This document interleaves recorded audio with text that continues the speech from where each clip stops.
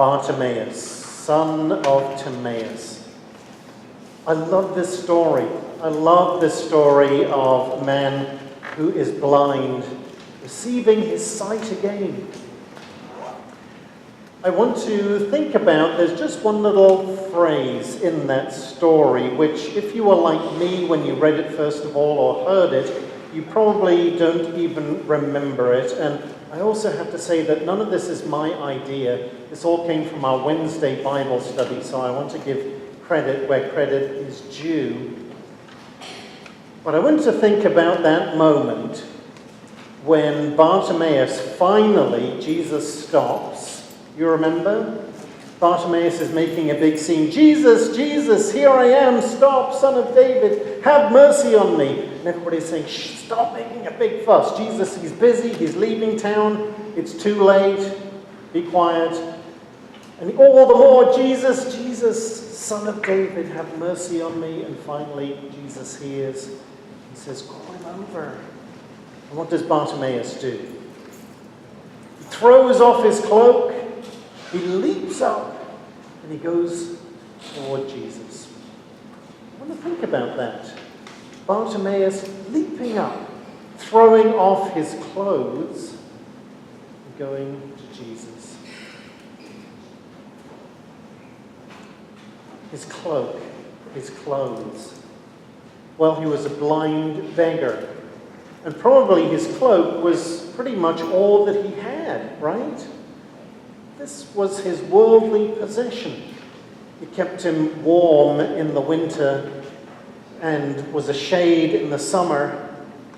Maybe the cloak was the thing that he put out in front of him to beg, and so people could put money or food on it. The cloak was his blanket. He slept in it at night. His cloak was his constant companion. This was something that was dear to him and near to him. I don't know about you, but if I had a cloak as important as that, if my cloak was really my home and my house and my sole possession, even though Jesus was in town, even though he was about to leave, I think I would be tempted to fold it up nicely. I'm a bit type A like that. Fold it up nicely, give it to a trusted friend and say, look after this for a moment. I just need to have a quick word with Jesus, but can you take care of my cloak and stuff? And then I would leap up and go to Jesus.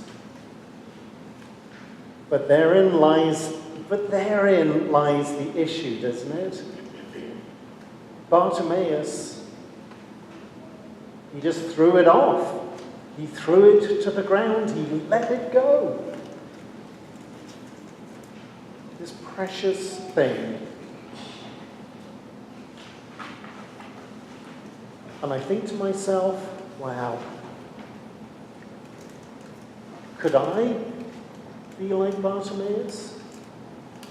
What are the precious things that I hold on to that seemingly give my life meaning and purpose and that I value?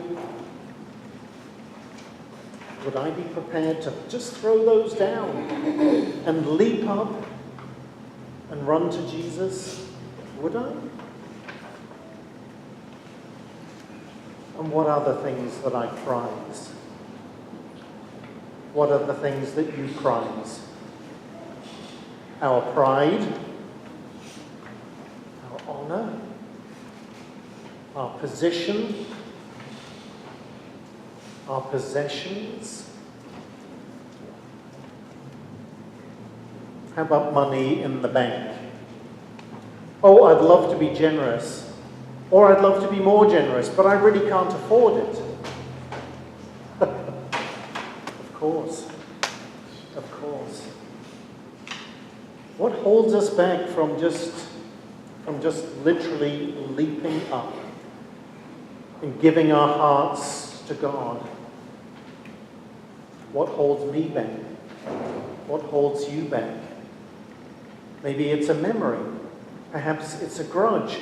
Perhaps it's an unforgiveness. Maybe it's fear. Boy, we're taught to fear.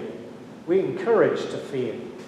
Because if we're afraid of each other, then those who rule us can divide us and rule us all the better.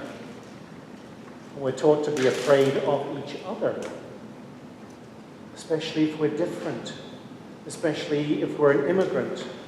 I'm an immigrant. Yeah, but you look like us, so you're not really an immigrant. But I am. What holds me back? What holds you back? What is your cloak? What is that precious thing that you simply can't do without and that prevents you from coming to Jesus, from truly following him? You might have noticed I changed the reading. Did you notice the little bit that I changed? What did I change? Well, the psalm was different. No, I'm talking about the gospel. There was one word that I changed. I'll give you a hint. It was the last line. In the way, yes. It says in our translation, it says that blind Bartimaeus received his sight and then he followed Jesus on the way. Actually, that's not the Greek. The Greek says blind Bartimaeus received his sight and then he followed Jesus in the way. That's really different, isn't it? To follow Jesus in the way. You remember that the first Christians were called followers of the way. They weren't called Christians, they were called followers of the way. Blind Bartimaeus received his sight and then followed Jesus in the way. Have you regained your sight so that you can follow Jesus in the way? The way of unconditional love, the way of radical welcome, the way of total embrace, the way of outrageous generosity.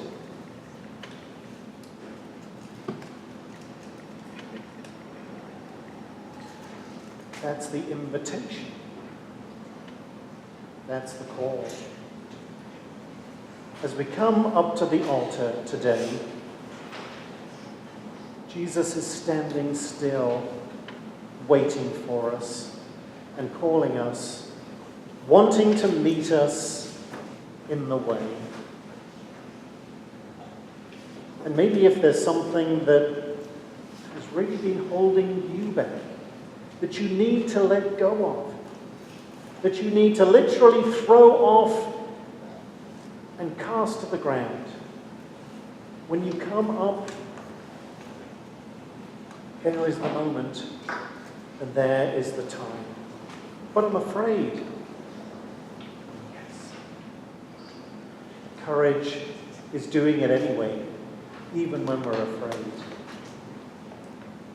Jesus is about to leave town, not leaving. Jesus is leaving Jericho. Think of it like that, the immediacy. And are you ready?